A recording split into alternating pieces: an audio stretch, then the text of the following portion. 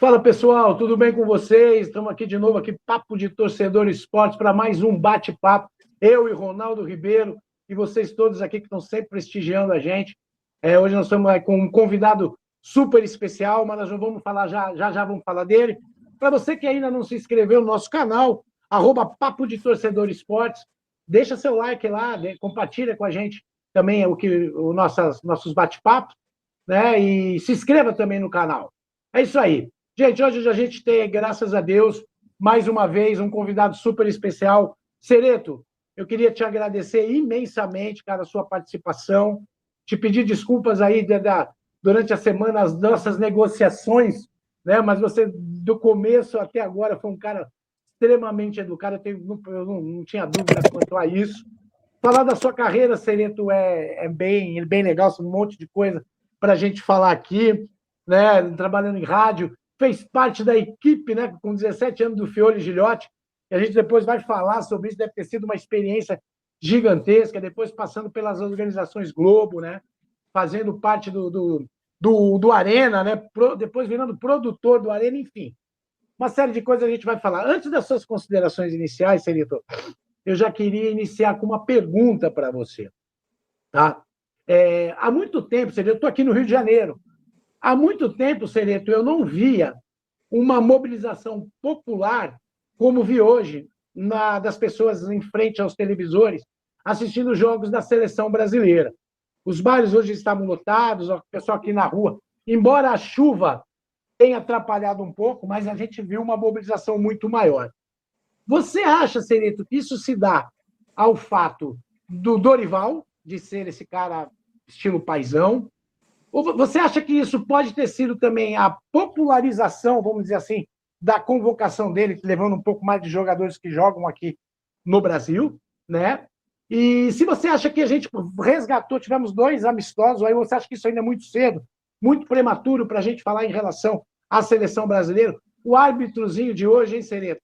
Pelo amor de Deus, a gente reclama que a primeira fase do Campeonato Paulista não tem VAR, ou de outros campeonatos, né? Do Paulista tem, como aconteceu do Renato Gaúcho reclamando, mas um jogo como hoje, Espanha e Brasil não ter tido VAR, enfim. O que você achou em relação a esses 2 jogos da seleção brasileira? E se você acha que o povo vai resgatar, vai acolher de novo a seleção do povo, a seleção brasileira? Todo mundo diz que é a seleção do povo. Cereto, muito obrigado pelas suas considerações iniciais. Uma boa noite para você, meu querido. Boa noite, Fábio. Boa noite, obrigado pelas palavras. Boa noite a todos do Papo de Torcedor. Muito obrigado pelo convite, né? É uma honra estar aqui, é um privilégio muito grande estar aqui batendo papo com todos vocês. Bom, acho que é um pouco de tudo isso que você falou, essa questão do resgate da seleção, da paixão do torcedor pela seleção brasileira, vai acontecer aos poucos. Vai acontecer na medida em que o torcedor se identificar um pouco mais com a seleção brasileira, no sentido de ver os principais jogadores do Brasil vestindo a camisa da seleção, porque não era o que acontecia antigamente, né? Até a última convocação, a penúltima convocação, enfim, não era o que acontecia. A gente sempre via os mesmos jogadores sendo convocados, né? Parecia aquela panela, era aquela panela que você não conseguia furar de jeito nenhum. Mudava técnico, entrava outro técnico e os jogadores convocados eram sempre os mesmos.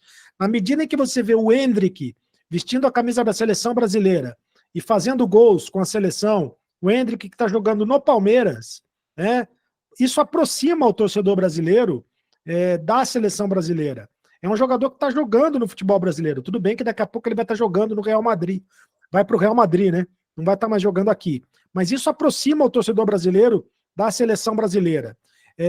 O que vai aproximar também é a seleção jogar aqui no Brasil. A seleção precisa jogar no Brasil, precisa fazer mais jogos no Brasil ao lado da sua torcida e precisa jogar contra grandes seleções, o que não acontecia antes também.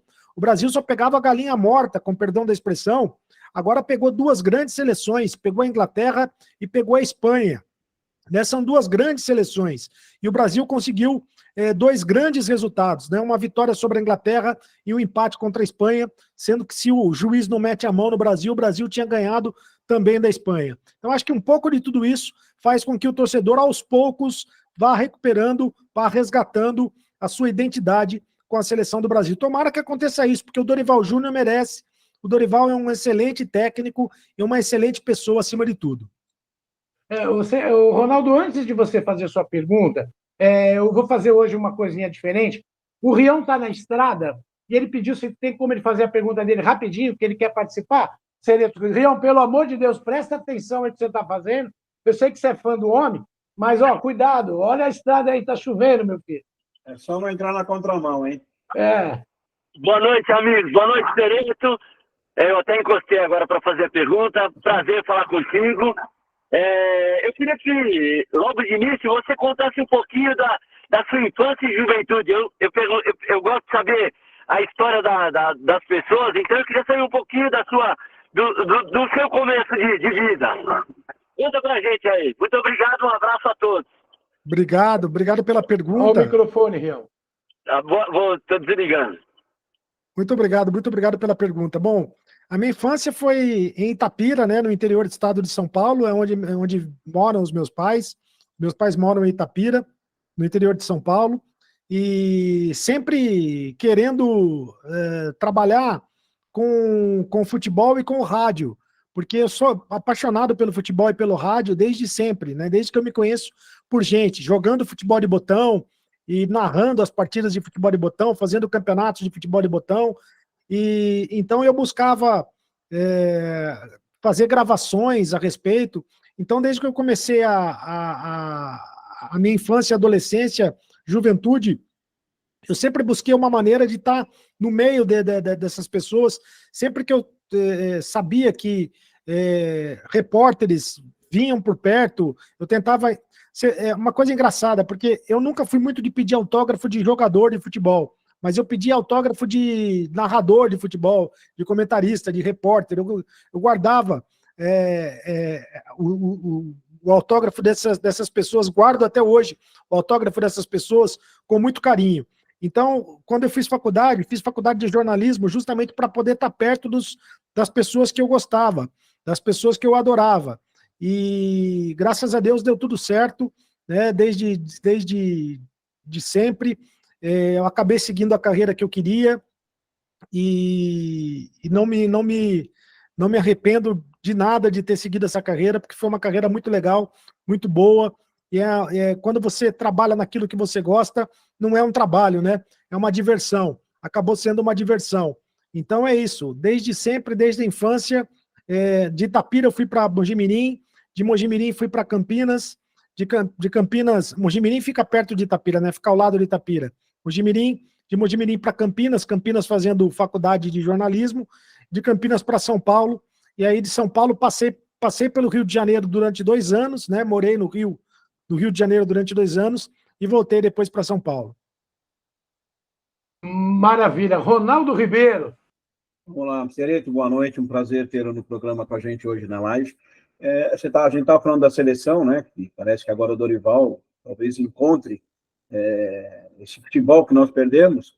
E agora eu queria entender até onde você vê a bagunça da CBF, porque a CBF, apesar de ter colocado o Dorival, ainda continua bagunçada. A gente nunca sabe o que pode acontecer lá. Como é que você vê essa preparação? Copa América, a gente tem que pensar em seleção olímpica e um ciclo de Copa do Mundo, que a classificação está complicada, né? A gente tem aí um grupo, está numa fase lá de 7º colocado, se não me engano, né? Como é que você vê isso? Até onde a bagunça da CBF possa interferir no trabalho do Dorival? Obrigado, Sereto.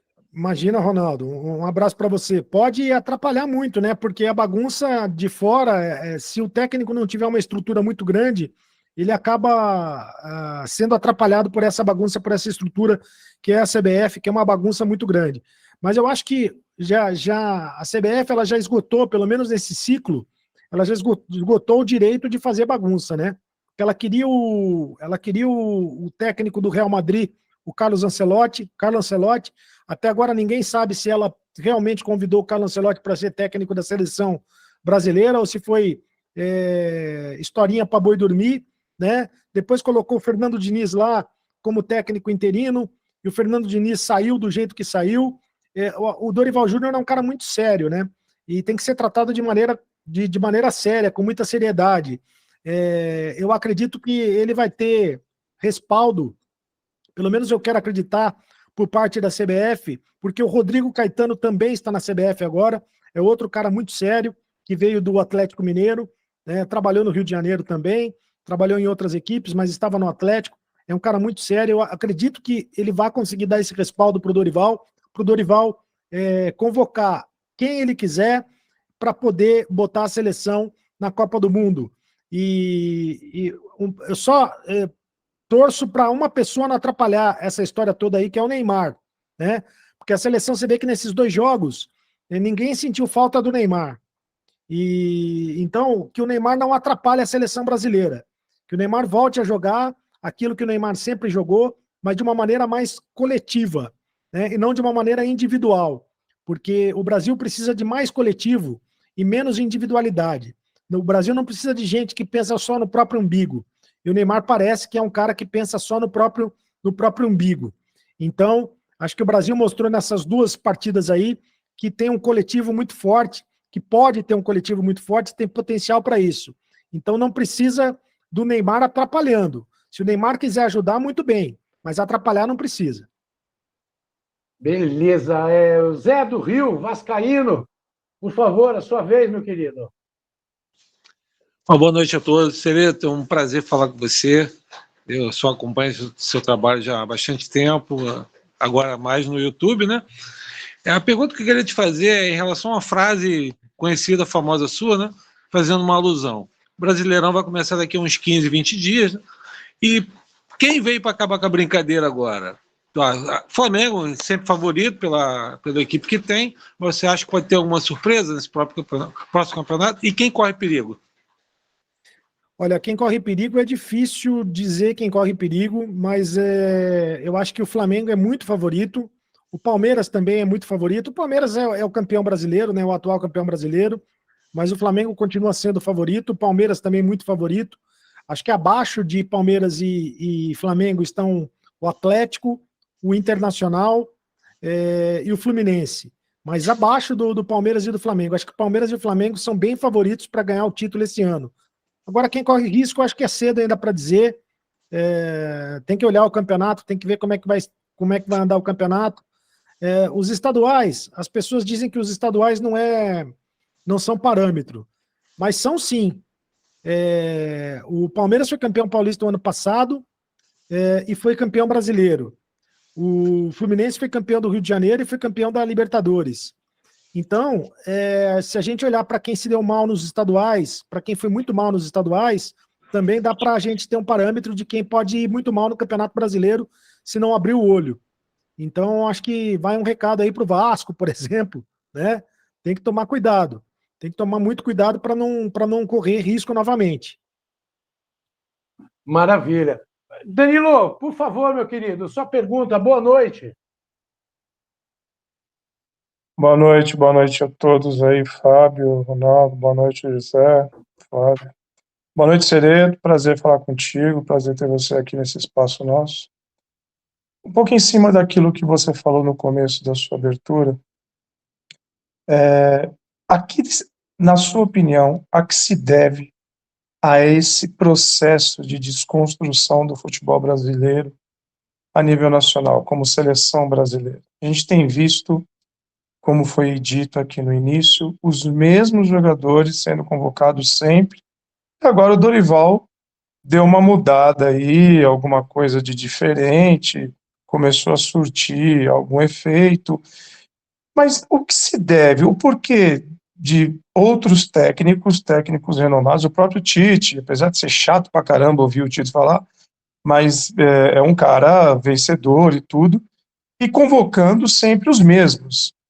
Não mudou nada, ficou preso ao que parece uma teia, não sei se da CBF, de patrocinador, quais são as obrigações quando chega lá, né? Eu sei que eu dou muito valor ao Muricy Ramalho quando pediram para ele treinar a seleção e ele disse, trago quem eu quero, falaram não, ele falou, então não vou. E aí o restante vem nessa mesmice. E na sua opinião, o que se deve esse processo de desconstrução da seleção brasileira? Pois o negócio, né? O negócio seleção brasileira, né? O dinheiro, né? O grande negócio da seleção brasileira. É muito interesse envolvido e interesses que a gente nem sabe que existem, né? E que estão envolvidos, né? Então, por que, por exemplo, o amistoso hoje contra a Espanha na Espanha, sendo que a Espanha está contaminada de racismo, né? E o Vinícius Júnior sofrendo do jeito que está sofrendo. Por que o amistoso contra a Espanha foi na Espanha? Por que o Brasil que jogou na Espanha outro dia também, por que o Brasil está jogando 2 vezes em menos em poucos meses na Espanha? É claro que existe um interesse do patrocinador que aconteça o jogo lá. Os convocados, por que o Neymar está sempre convocado? O Neymar vai estar sempre convocado. Se ele estiver pisando com o pé no chão, ele vai estar convocado. Não só porque ele é um jogador extraordinário, mas porque há um interesse de patrocinadores que ele esteja presente. E eu acho que os técnicos acabam, de uma maneira ou de outra, sucumbindo a esse interesse de patrocínios, de empresários, de negócios, de transmissão de televisão. É um grande negócio, né? É um grande business, né? E agora, o Dorival, eu não sei até quando o Dorival vai conseguir suportar essa onda. Se ele realmente vai na contramão, enquanto estiver ganhando, enquanto estiver conseguindo resultados, tudo bem. Mas se não conseguir os resultados, eu não sei até quando ele vai conseguir suportar isso. E aí o torcedor não é bobo, né? Porque o torcedor vê que vira uma seleção mercantilizada, né? Uma seleção que só pensa no dinheiro, com jogadores que têm pouca identificação com o futebol brasileiro, jogadores que estão na Europa e só jogam na Europa e mal jogam no futebol, mal sabem o que é o Brasil. Então, se perder ou se ganhar, tanto faz, porque os jogadores vão voltar para o futebol europeu. Eu acho que é um pouco disso tudo aí.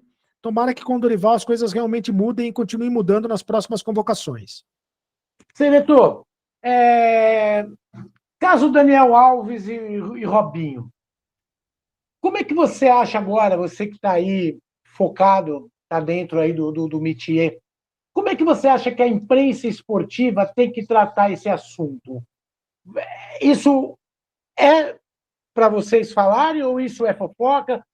Como é que está o bastidores disso? E o que você tem para dizer, se você quiser falar? E como é que você acha que os seus colegas em várias emissoras estão tratando esse assunto?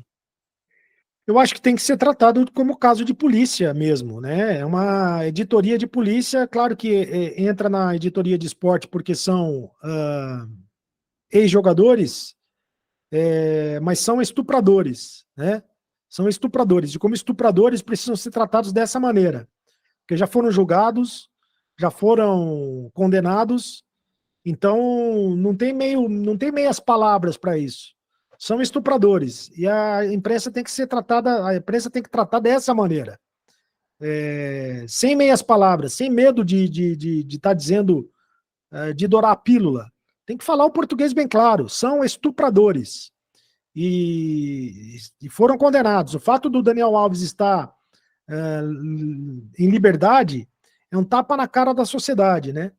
É algo absolutamente ultrajante, é incrível, é inacreditável. Se precificou o estupro, né? Por €1 milhão você pode estuprar na Espanha. É o recado que se passa. Então, demorou para a justiça ser feita no caso do Robinho, foi feita, o Robinho foi preso, e a justiça ainda não foi feita no caso do Daniel Alves, porque o Daniel Alves está solto. Mas isso tem que ser tratado como caso de polícia. Eu acho isso. Não, é perfeito. Realmente é uma coisa, sei lá, para nós, pelo menos no meu caso, que sou pai de filha, né, mulher, independente disso, realmente é bem difícil a gente ver esse tipo de assunto, quando o assunto é estupro, é uma coisa muito complicada mesmo. Ronaldo, sua pergunta, por favor, meu querido.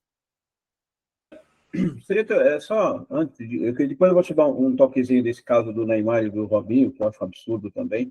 Eu não sei, reza a lenda, você que está mais envolvido com seleção, nós tivemos 2 seleções que tiveram problema. A do Lazzaroni, problema com o patrocinador, inclusive tiraram foto cobrindo o patrocinador, então já era uma bagunça ali de divisão de prêmio.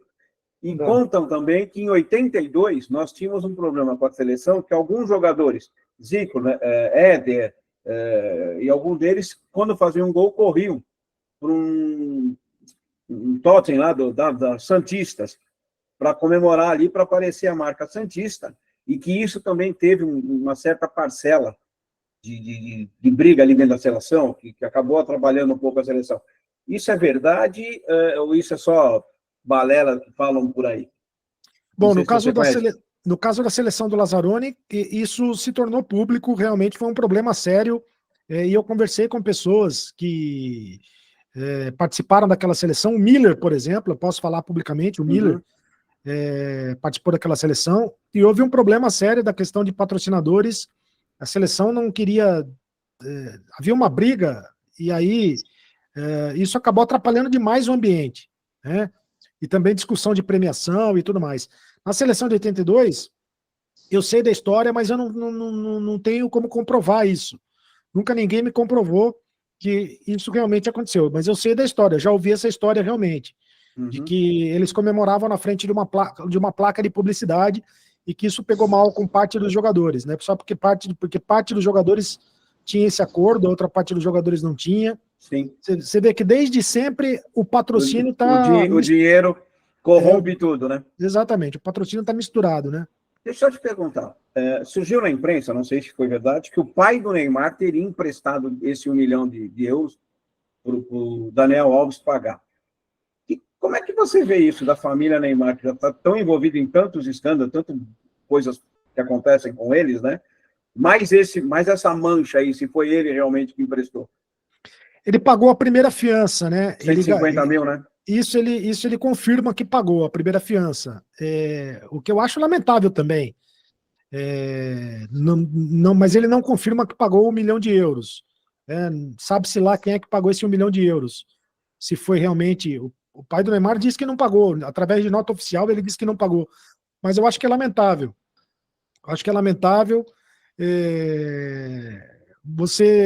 É aquilo que eu disse, a gente está falando de estuprador, né? Precificar, né? Você está precificando o preço do estupro. É lamentável, absolutamente lamentável. Obrigado, Sereto. Ô, Sereto, deixa eu só para a gente sair um pouco desse clima, né, pesado assim e tal. Sereto, o que você costuma fazer em dia das tuas folgas? Aí você assiste jogo? Como é que é? O que você faz aí com família? O que você gosta de fazer? O que você gosta de tomar um vinhozinho e tal? Fala para a gente um pouquinho de você aí, o que você tem feito nas suas horas de lazer, meu querido. Eu vejo muito jogo de futebol, gosto muito de jogo de futebol, tomo meu chopinho também quando eu posso, né? Que ninguém é de ferro. Mas jornalista não larga o osso, rapaz. Jornalista, mesmo quando tá de folga, tá trabalhando, tá assistindo jogo de futebol. O tempo todo é assim. Maravilha. Maçã, meu querido, boa noite, seja bem-vindo. Tiago, depois eu passo a pergunta para você, meu irmão. Boa noite a todos. Boa noite, Sereto. Boa noite. Quero agradecer a sua presença aí na nossa live aqui, é muito importante. Já tivemos uns jornalistas aí do seu gabarito e foi muito legal, foi muito gratificante. Eu vou fazer justamente o que o Fábio falou, vamos quebrar o clima, vamos falar de coisa boa. Eu quero voltar um pouco no passado. Eu tenho aqui, uma pergunta que eu fiz até para o teu amigo Mauro Beck, nem sei se ele é teu amigo, né, amigo de profissão, e ele foi muito sucinto também para responder. Eu tenho 3, 4 times, assim, desde a década de 70, aqui no Brasil, que para mim são inesquecíveis, tá? Eu queria que você só tecesse um comentário. O Internacional lá, o tricampeão brasileiro, né? O Internacional lá do Enio Andrade, o Falcão, Escurinho, Batista, etc. Depois eu tenho, na década de 80, o time inesquecível do Flamengo, né? Do Zico, Lico, Tita, Adílio, Andrade. Depois, puxando um pouco a sardinha para o meu lado aqui, o São Paulo do Tele Santana, que marcou muita época também, né? Ganhou 2 Libertadores, 2 Mundiais seguidos.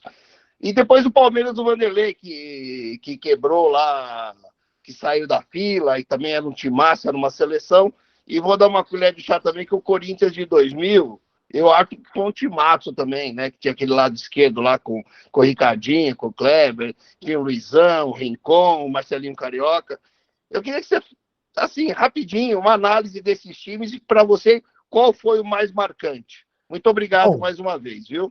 Imagina, eu que agradeço a pergunta. Pela história, é claro que eu reconheço o Internacional, reconheço o Flamengo, né? Nossa, o Flamengo do Zico. Não vi o Santos do Pelé, mas a gente tem que reconhecer na história, talvez tenha sido o maior time de todos os tempos. Agora, de presenciar, de ver jogar, eu acho que você citou os últimos 3 aí, o São Paulo do Tele Santana, né? O Palmeiras do Vanderlei Luxemburgo e o Corinthians do próprio Vanderlei Luxemburgo, né? De 99 e 2000, de 98, 99 e 2000, que foi o Corinthians que acabou sendo campeão mundial em 2000. Era um time espetacular, eram times espetaculares. Eu acho que esses times aí foram bem pontuados por você. Não por acaso, todos os times aí, com exceção do Palmeiras, né?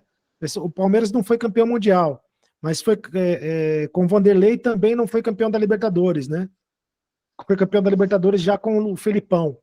Mas tinha um futebol absolutamente espetacular. O time de 93, 94, do Vanderlei Luxemburgo, até 96, era um time absurdo, jogava muita bola. O time do Edmundo, Evair, Rivaldo, Zinho, Djalminha.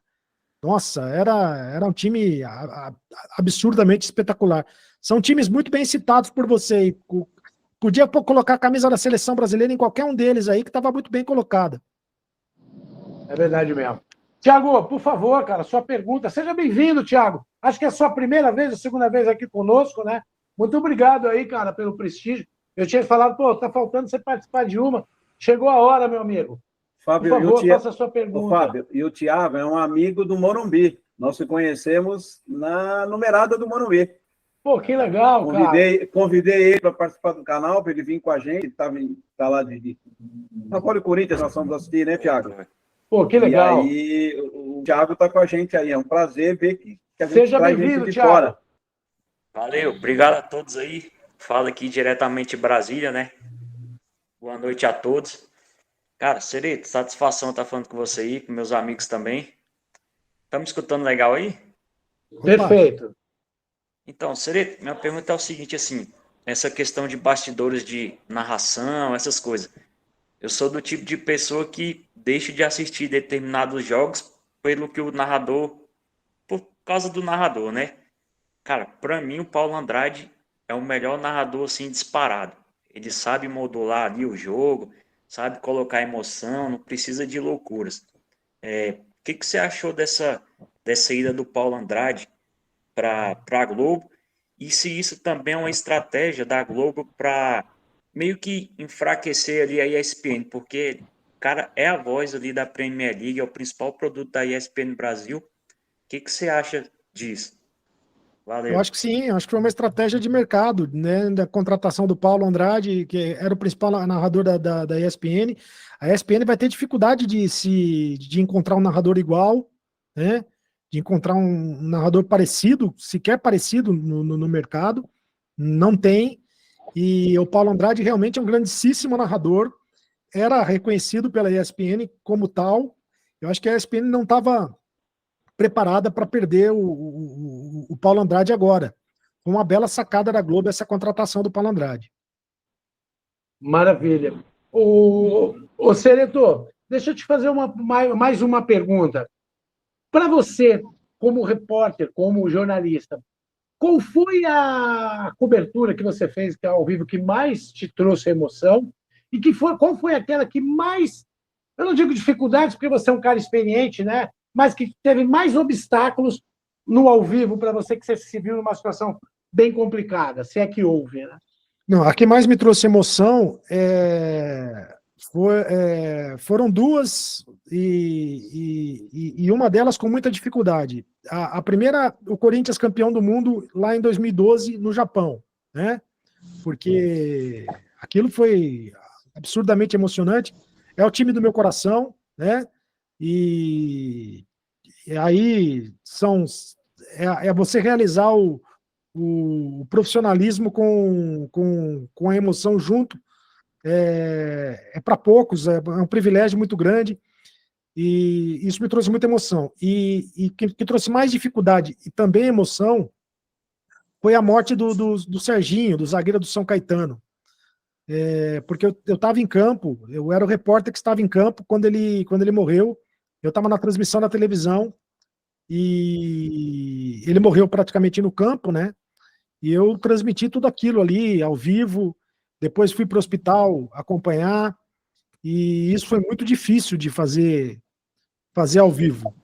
E então eu cito essas duas aí como marcantes na minha carreira. Maravilha. Então, já que você falou, que eu achei bem legal, eu acho super normal. Eu acho que quem está no futebol é porque torce para alguém. Eu respeito quem não gosta de dizer o time do coração, mas parabéns pela sua coragem de dizer. Eu acho que está tudo certo. E eu queria passar a palavra para um amigo nosso que nós temos aqui, totalmente gavião, e que agora que você falou que é corintiano, com certeza ele vai querer te fazer alguma pergunta. Telão, fica à vontade, está aí, ó, igual a você, um gavião. Não vou falar o outro animal, porque pode soar, né, para achar que é provocação. Esse outro animal eu chamo você. Não vou fazer essa indelicadeza com o Cereto. Telão, tá ouvindo a gente, irmão? Estou ouvindo, boa noite a todos aí. Pô, fiquei animadaço com ouvir que é corintiano de coração, né? Aqui temos grandes rivais, né, aqui em São Paulo, né, cara? Mas legal, o Cereto é um cara, pô, bem conceituado aí. A pergunta que eu faço para ele é o seguinte, cara. Esse Mundial foi uma coisa muito louca para todo corintiano. Ali, em 2012, a gente bateu na mesa e falou, agora não tem mais ninguém que falar mais nada, né? Mas o que você mais falou, pô, foi 77, foi 90 em cima do São Paulo, que foi muito louco esse título em 90, inesquecível também, ou um dos dois mundiais? E qual aquele que chamou no peito mesmo e falou, pô, esse aqui jamais eu vou esquecer? Entre tantos que tem, mas estou citando esses aí, Cereto. Eu acho que foi a Libertadores de 2012, né? A Libertadores foi, acho que ainda mais emocionante do que o Mundial, porque a Libertadores era o grande peso que o Corinthians tinha de não conseguir o título. Acho que a Libertadores de 2012 está, para a minha geração, o que o título de 77 esteve para outras gerações, né? O título, não foi título, né?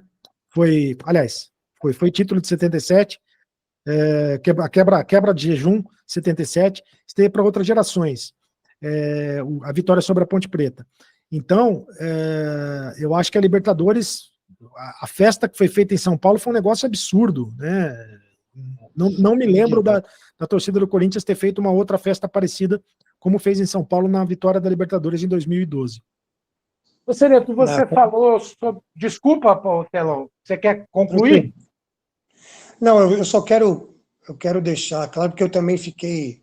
O Fábio me conhece aí, sabe o peso que a gente tem aqui pelo Corinthians, né? O que a gente carrega aí, né?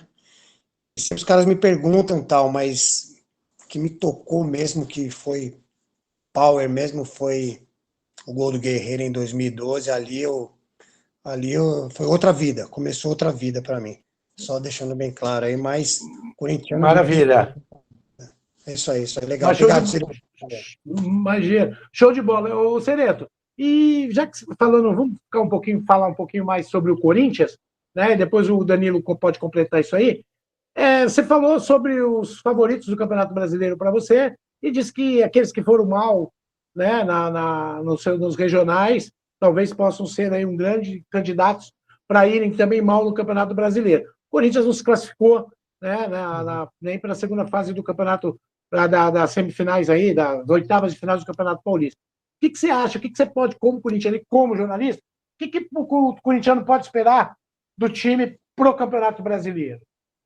Eu acho que o corintiano tem que ficar preocupado, porque é uma reformulação muito grande que o Corinthians fez, né? Contratou 11 jogadores novos, o técnico é novo, mexeu no time, o time não deu tempo de entrosar no Campeonato Paulista, perdeu o técnico durante o Campeonato Paulista, né? O Mano Menezes foi mandado embora, o Antônio Oliveira veio contratado do Cuiabá, mas eu acho que o corintiano tem que ficar preocupado. A situação, o ano passado foi complicada, o Corinthians ficou nas últimas colocações. Eu não tenho muitas esperanças, não, de que o Corinthians vai fazer um grande campeonato brasileiro, justamente pelo que ele fez no Paulista. Mas, quem sabe, acho que pelo menos uma Sul-Americana, Copa do Brasil, o Corinthians sempre vai bem na Copa do Brasil. E quem sabe ficar ali na primeira página da tabela de classificação do Campeonato Brasileiro, acho que já está de bom tamanho. E para essas semifinais aí do Campeonato Paulista, Cereto, o que você aguarda? Você prospecta o que aí nesses 2 jogos aí?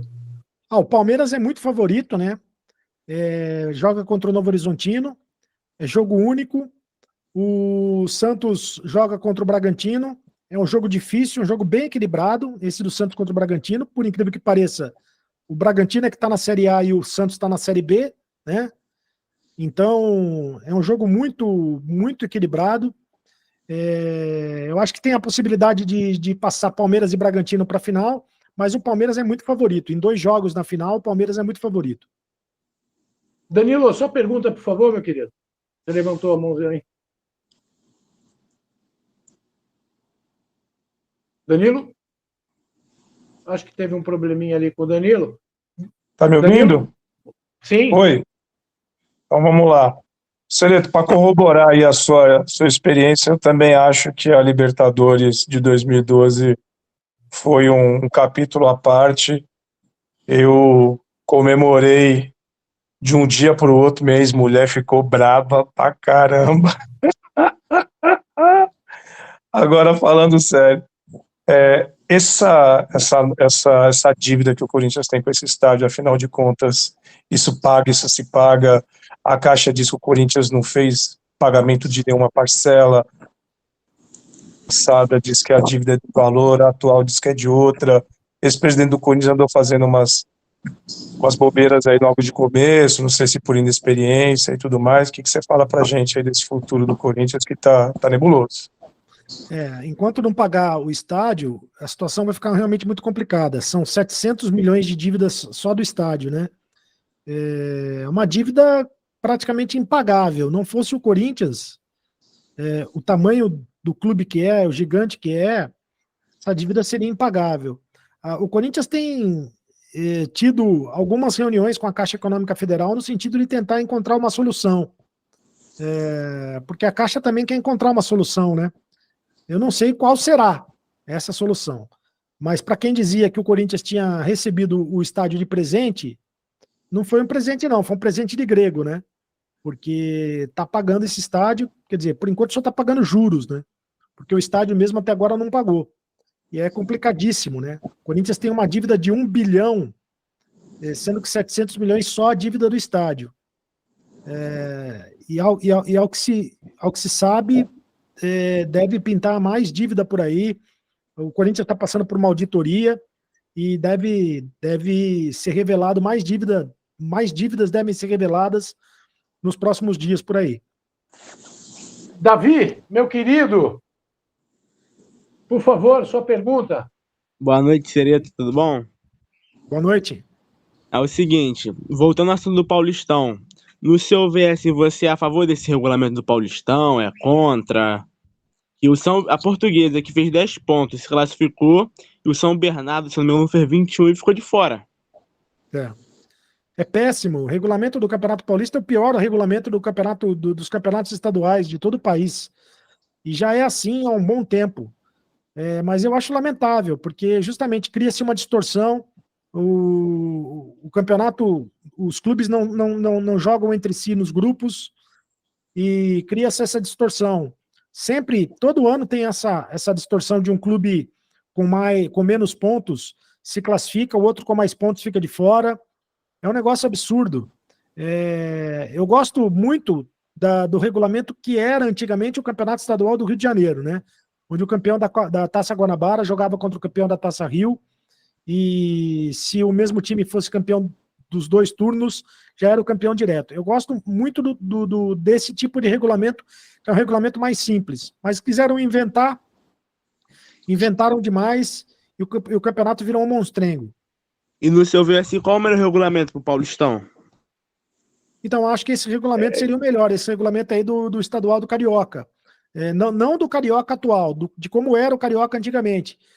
Campeão do primeiro turno contra campeão do segundo turno. Eu faria dessa maneira. Como já foi feito no Campeonato Paulista, né, Cereto? Antigamente você tinha o campeão do primeiro turno, o campeão do segundo turno, e faziam-se a final.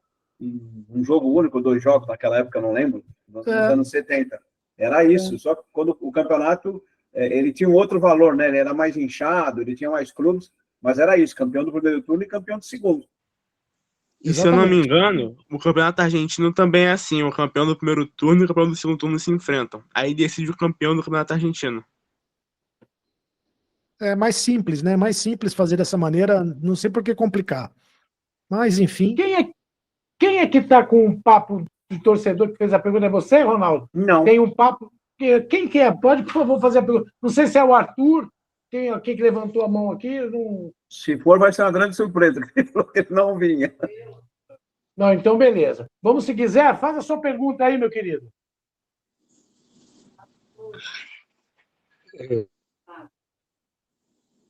Zé, seu microfone, Zé. Sereto, boa noite mais uma vez. Eu já vi outras lives suas que você começou como narrador, assim como muitos, né, que trabalham na área de jornalismo. Você pensa nesse canal novo, dar início de repente, uma coisa que você pensou lá no início de carreira, fazer agora no seu canal, narrações? Olha, eu comecei narrando futebol de botão, né? Narrando futebol de botão. Gostaria sim, mas é que no canal no YouTube eu sou praticamente sozinho fazendo o canal, né? Então teria que ter uma estrutura para transmitir jogos que hoje eu não tenho ainda para fazer. Mas quem sabe no futuro não possa transmitir jogos também, como já fazem. O Nilson César, por exemplo, já está fazendo isso. Fábio Azevedo. Exato, Fábio Azevedo está fazendo isso. Outros já fazem muito bem feito. Mas eu queria fazer com estrutura para fazer um negócio bem feito, sabe? Mas é um negócio que eu tenho intenção, sim. Sereto, o que você está fazendo agora, fora fora não, porque você está no Neto, no SBT, né? Você está sendo convidado para fazer um monte de coisa. Mas, assim, quais são os seus projetos? Como é que a gente pode te encontrar na internet, no seu canal, se você quiser, por favor? Fala um pouquinho para a gente aí, para a gente poder te acompanhar. Olha, tem o canal do YouTube, que é o canal do Sereto. É só colocar Sereto na busca no YouTube que você encontra. Canal do Sereto. Tem vídeos diários, tem lives quase todos os dias para acompanhar. É um canal mais baseado, mais focado nas coisas do Corinthians, né? O público-alvo é mais o público-alvo do Corinthians. E, além disso, eu acabo de fechar... posso passar em primeira mão para vocês... que eu acabo de fechar um projeto que é transmitir os jogos do Campeonato da Libertadores e da Sul-Americana pela Paramount, como repórter. Então eu vou voltar a fazer reportagens, coisa que fazia tempo que eu não fazia, né? Vou voltar a fazer reportagens. Agora, a partir da próxima semana já, devo ir para Córdoba fazer o jogo do São Paulo contra o Tajeres, pela Paramount, que transmite a Libertadores e transmite também a Copa Sul-Americana.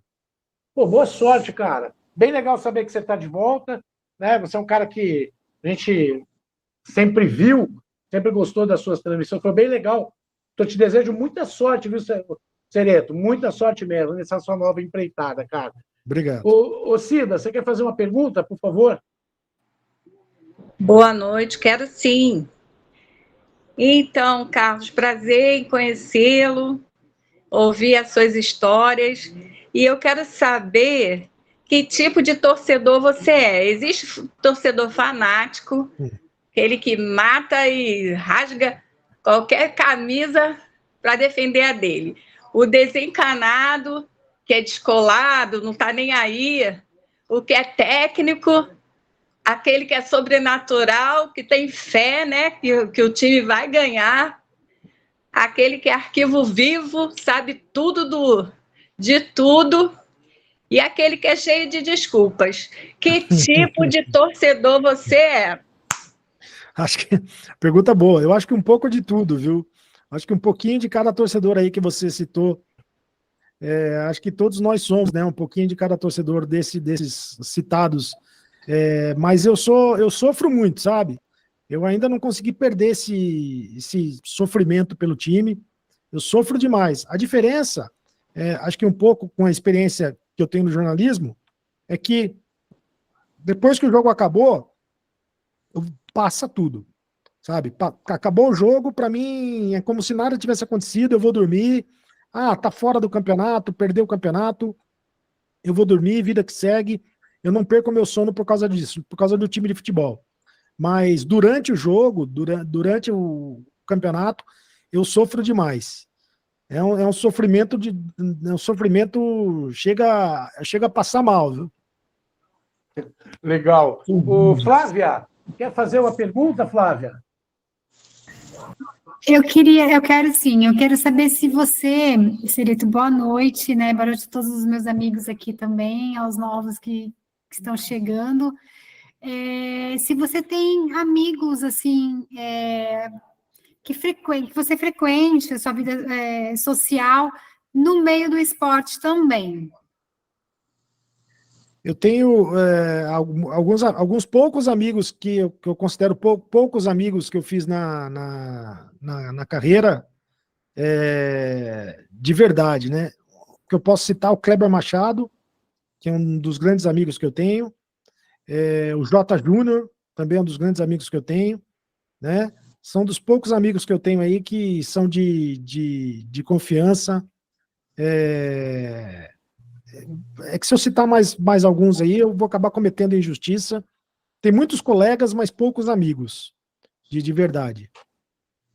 Ronaldo Ribeiro, sua pergunta. Não, Fábio, eu só queria... A gente estava falando dos títulos mais importantes do Corinthians, né?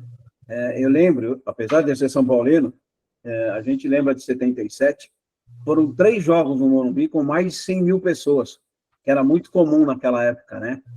O Morumbi ter 100, 106, 110 mil pessoas, que hoje já a gente não consegue ver mais. Foi na quarta-feira, 1-0 gol do Palhinha, no domingo, 1-0 gol do Dicá, de falta para Ponte Preta, e 1-0 gol do Pé de Anjo, né, do Basílio, 13 de outubro de 77. Mas, diretor, a gente, voltando às semifinais do Campeonato Brasileiro, você acha que o Santos deu um tiro no pé ao sair da Vila Belmiro para jogar na Arena, para ter mais lucro? Eu não consigo entender. Você paga 1 milhão para o Corinthians, se ganhar 2 de renda, você tem que dividir. Não era melhor ter jogado em casa, não, e ter seu estádio? Era. Acho que o Santos deu um tiro no pé, sim. Acho que o Santos perde aquilo que ele tem de mais precioso, que é o ambiente de alçapão na Vila Belmiro, né? Aquele ambiente mágico da Vila Belmiro. Ele sair dali e ir para o estádio do Corinthians, o estádio do Corinthians vai estar lotado, né? Sem dúvida alguma, mas é um campo onde o Santos não está acostumado a jogar, vai ser campo neutro, praticamente. O Bragantino vai ter condições de jogar, o Bragantino vai se sentir muito mais à vontade jogando na Neoquímica Arena do que jogando na Vila Belmiro. Se jogasse na Vila Belmiro, sentiria muito mais pressão. Acho que o Santos deu um tiro no pé, sim, nessa questão. Cara, a gente está chegando naquela fase final da live. Eu vou passar aí a palavra para o Thiago. Não sei se vocês viram, está com mais luz aqui, né, a minha coisa. É porque desculpa, Sereno, da nossa simplicidade. Eu ganhei de um amigo um negócio para ser. Só lembrei de ligar a luz agora, no final. Mas, ó, para você que me presenteou, ficou show de bola. Muito obrigado. Só não queria, porque senão é desfeita, né, Sereno? Acabei de ligar. Tá bom, meu querido? Ó, Sereno, o cara tá com medo de gastar pilha. Não, agora que eu lembrei de ligar. Desculpa, Sereno. Ô, Thiago, por favor, faça a sua pergunta para que a gente possa fazer o encerramento do nosso programa. Beleza. Serito, a gente está acompanhando está acontecendo entre o Carpini e o Rames, né? Isso me fez lembrar do Leão com o Falcão. Você tem alguma informação? O Falcão com o Leão, na verdade, né? Muitos bichos aí. Você tem alguma informação, assim, alguma coisa da época que você chegou a acompanhar? O Leão foi o responsável direto pelo Falcão não ter dado certo no São Paulo? Foi o responsável direto. O Leão não queria aproveitar o Falcão de jeito nenhum. Eu não sei se com outro técnico o Falcão se seria jogador de futebol, jogador de campo, né? Ele foi jogador de futsal, né? Um excepcional jogador de futsal. Não sei se com outro técnico ele seria jogador de futebol de campo. Ou se ele teria as mesmas dificuldades. Mas com o Leão ele teve muita dificuldade porque o Leão não quis aproveitá-lo. E não queria aproveitá-lo de jeito nenhum. Não deu as chances que ele deveria ter dado, tal. Acho que é uma boa comparação que você fez do Carpini com o Rames Rodrigues. Agora, acho que é uma bobagem do Carpini, porque acho que nesse braço de ferro, o Carpini vai acabar perdendo. Né? A torcida do São Paulo já não quer mais o Carpini. Então, nesse braço de ferro, vai acabar dançando o Carpini e o Rames, que jogou bem na seleção da Colômbia agora, no último jogo contra a Espanha. O Rames vai acabar saindo por cima nessa história toda. Gente, queria agradecer todo mundo aí pela participação de hoje. Sereto, muito obrigado. Tá, cara? Volto aqui mais uma vez pedir desculpas aí para você por ter ficado insistindo para que você pudesse participar. Você foi muito gentil do começo ao fim. Desculpe a nossa simplicidade, eu sempre falo isso. Tá? Aqui nós temos um grupo, Sereto, de WhatsApp, que eles vão me mandar, sempre dão um feedback da nossa live. Queria te pedir a sua autorização, porque eu vou enviar para você esses comentários, para que você possa ter mais ou menos uma noção. Depois, se você puder de novo escrever para mim o endereço, é só colocar Sereto, para que a gente possa te acompanhar também nesse projeto, porque o mínimo que a gente pode fazer nesse momento é agradecer. Eu sempre digo isso, não vai ser diferente. A palavra é gratidão, tá, meu amigo? E suas considerações finais aí, ó, muito, muito obrigado, de verdade. Eu que agradeço a todos vocês, peço desculpas se falhei em algum momento, em alguma resposta, se eu não dei alguma resposta que eu deveria ter dado com mais clareza, enfim, mas sempre que precisar eu estou por aqui, é só me ligar que eu estou por aqui, sempre que precisar. Muito obrigado, tá bom, gente? Aquele abraço, eu espero que vocês tenham gostado, o Papo Torcedor Esporte vai ficando por aqui, e a gente vai, no decorrer aí da semana, a gente vai deixando aí as nossas coisas para o nosso próximo convidado, que vai estar participando com a gente, que é o Marcelo Ramos, né, o ex-centroavante, Sereto, vai estar conosco aí do Cruzeiro, vai estar participando com a gente aí no nosso próximo programa, a gente vai deixando aí para vocês a data direitinho. Gente, muito obrigado, fica com Deus, Sereto, mais uma vez, aquele abraço. A luz ficou ótima, pegou bem o meu lado. Fábio, valeu, Sereto. Valeu. Um abraço, gente, até a próxima. Fui, galera, até mais. Aquele abraço. Tchau, gente. Boa noite. Um abraço. Tchau, Sereto. Boa noite. Obrigado. Tchau. Obrigado, Sereto. Telão. Tchau. Fui. Ronaldo.